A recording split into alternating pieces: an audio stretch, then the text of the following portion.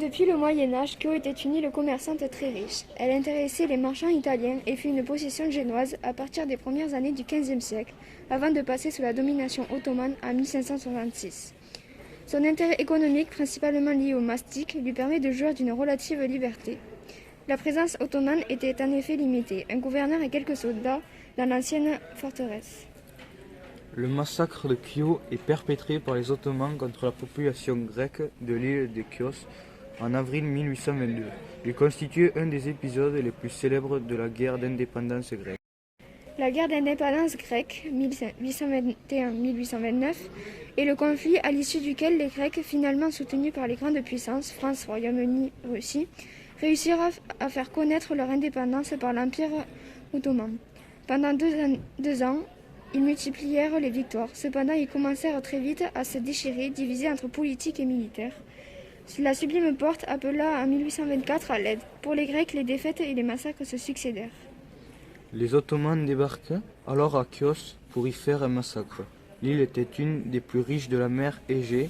Sur les insurgés grecs tentèrent de la rallier à leur cause.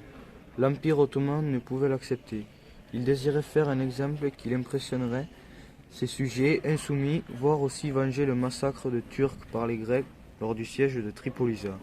Après un débarquement des milliers de partisans grecs, la Sublime Porte envoya près de 45 000 hommes avec ordre de reconquérir puis raser l'île et d'y tuer tous les hommes de plus de 12 ans, toutes les femmes de plus de 40 ans et tous les enfants de moins de 2 ans, les autres pouvant être réduits en esclavage.